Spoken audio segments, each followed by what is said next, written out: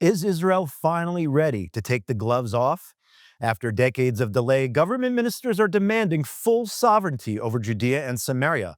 The push comes after the UN's latest anti-Israel declaration, laying out a roadmap for a Palestinian terror state in the heart of Israel's biblical homeland. Prime Minister Netanyahu says it plainly: there will be no Palestinian state. But there's more. The IDF is warning of escalating violence in Judea and Samaria as the Jewish holidays approach.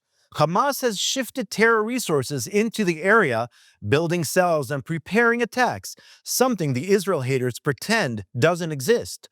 Even more disturbing, for the first time, a Qassam-style rocket was launched from inside PA-controlled territory. It may have been crude, but it flew.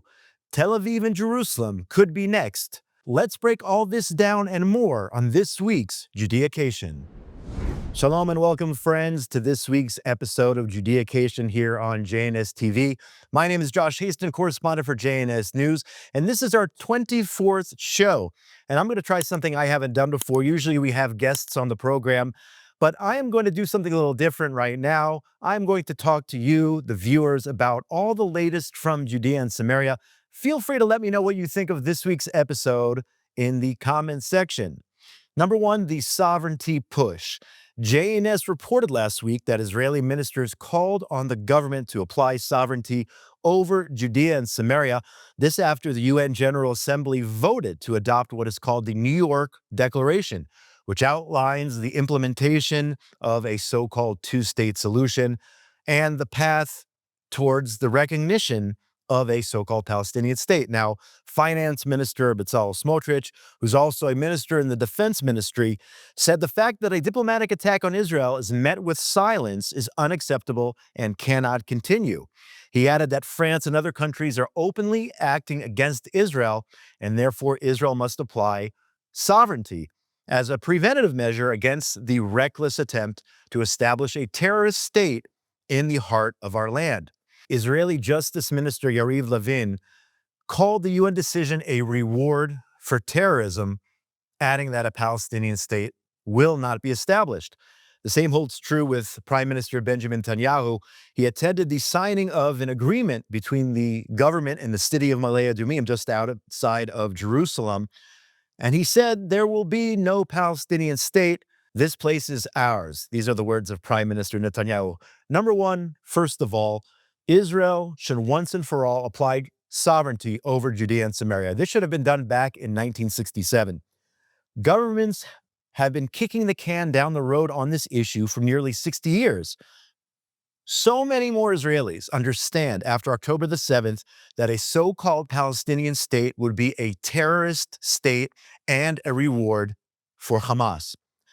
That being said, I don't like policies which say, if you do X, then we'll go for sovereignty, meaning it shouldn't be responsive, it should be policy, because this is the ancestral biblical heartland of the Jewish people, and that's why you apply sovereignty.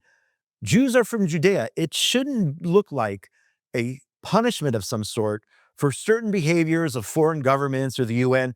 It should be policy, plain and simple.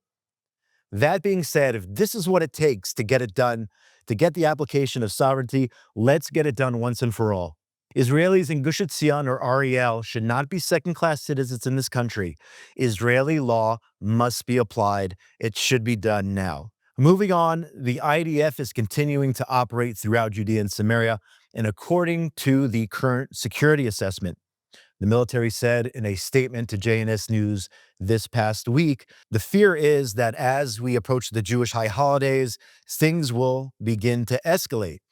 The IDF told JNS it was monitoring developments and carrying out operations on an ongoing basis in response to intelligence. Israel Hayom reported, citing Israeli officials, that a convergence of events could further inflame tensions, starting with the expected recognition, as we spoke about, of a so-called PA state at the UN, in addition to the Jewish high holidays and the beginning of the olive season, where Arabs go out and pick olives in the fields, according to Israel Hayom. At the same time, security sources claim that Hamas has been deploying terror forces and resources throughout Judea and Samaria. This reported by Walla. According to estimates from the IDF Central Command, several incidents involving terror infrastructure, which Hamas has been trying to expand in recent months, are expected to be uncovered and announced soon. So firstly, I don't remember a time when things were quiet in Judea and Samaria. I made Aliyah back in 2002. This was the height of the so-called Intifada I call the Oslo War. I don't remember a time of absolute quiet here. The terror organizations, whether it's the PA, yes, they're a terrorist entity, or the PIJ or Hamas, are always trying to attack. The need for security and the sense of security certainly heightened during the Jewish high holiday season. Secondly, the Israel haters on social media, they often claim Hamas doesn't exist in these areas. They say there's Hamas in Gaza. There's no such thing as Hamas in Judea and Samaria, and that's an absolute lie. I just read that report about Hamas investing resources throughout Judea and Samaria. There's a huge Hamas presence. They're very popular, especially in places like Hebron or the Arab-controlled areas of Hebron. So don't say that Hamas doesn't exist. That's just a lie by the Israel haters. They do exist in Judea and Samaria. And the big difference, though, between Judea and Samaria and Gaza is the fact that since 2002, the IDF has been in the PA-controlled towns. That includes Area A, which is supposed to be under full PA control. But we had Operation Defensive Shield back in 2002 after all the suicide bombings that were initiated and launched from areas in Judea and Samaria. That's where the terrorists came from. So since then, Israel has had the ability, and the IDF has been able to go into those towns under PA control. That was not the case in Gaza. That is why Hamas, over the last 15, 20 years or so, have been able to dig the terror tunnels, have been able to develop their rocket shooting capabilities, missile capabilities from Gaza without IDF boots on the ground and IDF civilian presence in those areas. It gives Hamas free rein. And that's exactly what happened after the expulsion of all Jewish life from Gaza. Hamas went to work almost immediately in building their terrorist infrastructure. And that is the difference from Judea and Samaria and Gaza. Again, boots on the ground, Jewish communities, that's what keeps the rest of the country safe, especially the greater Tel Aviv area, where you have the highlands of Judea and Samaria looking down on 75% of Israel's population centers. So important. Number three, and this is, I think, major news this week, it is the fact that Israel has discovered that there are terror cells in Judea and Samaria which are now developing or trying to develop the capability of launching Qassam-style rockets into Jewish communities, not only in Judea and Samaria, but it's such a small country that they possibly could launch into Tel Aviv, Netanya, Jerusalem, and all the major population centers. This is not far-fetched. We saw a terror cell actually test rockets this week, and the IDF actually made some arrests and uncovered a whole slew of different types of rockets and explosives by those terror groups trying to create this new reality on the ground in which they can fire rockets. Let's remember, back in Gush Katif, Hamas and other terrorist organizations launched 5,000 mortar shells at Jewish communities. Unfortunately, there was actually one person killed. Every life counts, but that was an extremely low number after firing for 5 years. Imagine if they had the hilltops over Ben Gurion International Airport and the ability to shoot at planes landing at the airport, or the ability to shoot these rockets at Tel Aviv, at Jerusalem. This is a major development. But again, boots on the ground in Judea and Samaria gives the IDF, as they did this week, the opportunity. This was a big operation with the ISA, with Yamam, operating near Ramallah in this village, apprehending members of this terror cell who are suspected of attempting to launch a rocket from the village of Naamah towards Israeli territory just last week. So again, this is a new level of concern. I'm not surprised by this. Really, the major thing is it's a concern for Tel Aviv. The city's just a few kilometers away. And again, the IDF ability to go into these villages is crucial here, but at the same time, it is harrowing. This threat needs to be nipped in the bud before it is too late. The next story here, you had two British lawmakers from the ruling Labour Party this week reportedly denied entries into Israel, into Judea and Samaria and specifically, by the authorities as they participated in a parliamentary delegation to review, that's what they claimed at least, to review medical services in Arab areas in Judea and Samaria. MPs Peter Prinsley, Simon Ofer arrived at a border crossing from Jordan this past Monday, but were told they could go no further and they were sent back. Britain's foreign ministry complained that the ban was, quote, no way to treat British parliamentarians. So first of all, it's not anyone's right just to enter a foreign country. Just because you have a passport, a British passport, doesn't automatically mean you can go into the state of Israel. That's just not how it works. And if your true goal is to do harm to a country, to endanger its population, then certainly you don't have that right to enter. And that's what these two MPs had in mind, damaging and harming the state of Israel. I actually did a search on Twitter, on X, on the accounts of both of these MPs. And clearly they are aligned with Gaza and not with Israel, which means they're aligned with Hamas. Ofer in particular, MP Ofer, was belligerently anti-Israel.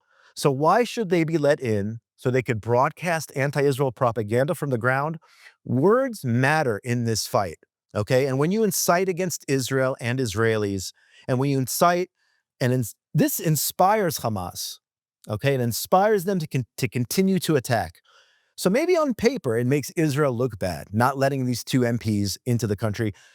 But the damage could be much worse if these clowns were allowed in. So I think it was the right decision by the Israeli government. At the same time, you have those who are trying to hurt the economy because Jews are behind the scenes here in Israel, Judea and Samaria, and really throughout the country. The Netherlands decided they will ban imports on goods from Jewish communities in Judea and Samaria, according to the Dutch Foreign Minister David van Wiel. He made that announcement this past week. Lawmakers put pressure on the caretaker government in the Netherlands to go forward with this and ban Jewish goods, not Arab goods, Jewish goods from Judea and Samaria. So talk about your anti-Semitism. Who are they boycotting? They're boycotting Jewish products. And who's producing these products? Jews who live in a certain geographical region. What about Arabs who live in this area? No problem at all. Those goods can be brought into the Netherlands. This is essentially the EU's version of BDS, signaling out Jewish products for a boycott. That's what BDS is. But not everyone in the Netherlands hates Jews. Let's not get the wrong idea. You had the Arut Sheva conference in the Shomron last week in conjunction with the Shomron Regional Council. And you had a Dutch Christian leader there, his name is Jack van der Tang, who delivered a powerful message at the conference of solidarity with Israel and the Jewish people. Representing a growing movement of Christians worldwide, van der Tang declared that according to the Bible, Judea and Samaria are inseparable parts of the land of Israel. He called on nations not to divide the area. So there you have some positive news. Someone who understands Israel's rights to Judea and Samaria. He lives in The Hague, home to the International Court of Justice, the ICJ. Van der Tag has become deeply engaged in challenging the court's rulings against Israel. So I want to publicly thank Van der Tag and all his supporters who understand that Jews come from Judea, that Israel should not be divided. So thank you to him and everyone involved in that campaign there in the Netherlands. And finally today, I'd like to end by quoting an article from Haaretz. It's not very often I do so. I think it's important, though, to bring and raise awareness here. This was reported by Haaretz. Dozens of Israeli school principals this past Wednesday rejected the education ministry's plan to provide extra funding for school trips to what Haaretz calls the West Bank. I call Judea and Samaria. The tours were part of a program to strengthen Bible and heritage studies represented by the education ministry and Minister Yoav Kitch. He came up with this plan this past May with an emphasis on Israeli communities in Judea and Samaria. Of course, they call them settlements. I don't use that terminology. Haaretz called this program an imposition of a political stance. The Israeli principals who were quoted in this article, they are slamming giving funding towards programs which take students to Judea and Samaria. And these principals say that more funding should go to what they call domestic trips. Are you catching that? As if Judea and Samaria are some international destination. They want to fund domestic trips to Haifa and other areas. Judea and Samaria, separate country. There shouldn't be a budget for funding these international trips, according to these principles. Okay? Let's be clear here. This isn't about budgets and principals who care about budgets, what they call domestic budgets. They could care less about funding towards programs in Haifa and Tel Aviv and these other areas. This is political. This article is political. These principals reject trips to Judea and Samaria. It's not about their budgets. They're not upset about that. That's the excuse. Budgets are the excuse. The reality is they don't want to go to these places. They don't want their students to experience life in these areas. But the bottom line is this: what's wrong with a program that strengthens Bible and heritage studies? Why is that so bad? We know around 80 to 90% the stories from the Bible take place in the mountains of Judea and Samaria. So why deny these kids an education? Why take your own personal politics into this? You don't have to make visiting these places, I'm talking about Hebron, Bet El, Shiloh, you don't have to make it political if you don't want to. Go learn about the history.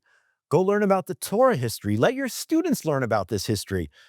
Nobody said these kids have to move there or buy a house there. If they want to, great. If they don't want to, that's fine.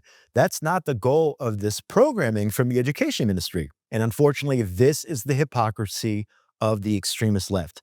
Claiming freedom of speech is the most important thing, but we don't want to hear the point of view of others. We don't want to let others talk, those on the right, those Jews who live in Judea and Samaria. We don't want to let our students hear their positions or expose them to their heritage, to the Bible, all of these things. We don't want to do that, but they claim that they're all about freedom of speech. We are unwilling to see your side. That's what they're saying. We're not letting our students make up their own minds. That's what this is really are about. No, these principals, choose to boycott. Such hypocrisy. And on that note, that is this week's Judeaction. I've gone over the headlines of all of the major stories emanating from Judea and Samaria this week. We did not have a guest on the program. I'd love to know what you thought of this breakdown of all the different things taking place. And if you think that this is helpful in terms of your knowledge of the area, if this was a good description of the realities of what's going on in Judea and Samaria, I'm happy to do this more and more often. So give me your feedback in the comments and let me know what you think. I want to thank our team behind the scenes here, Yuri Svertsky, engineer, Ryan Lishitz. I want to thank our producers, Esther Eden and Zach Sickerman. Hope you're doing well and you're part of the world. My name is Josh Haston, correspondent for JNS News.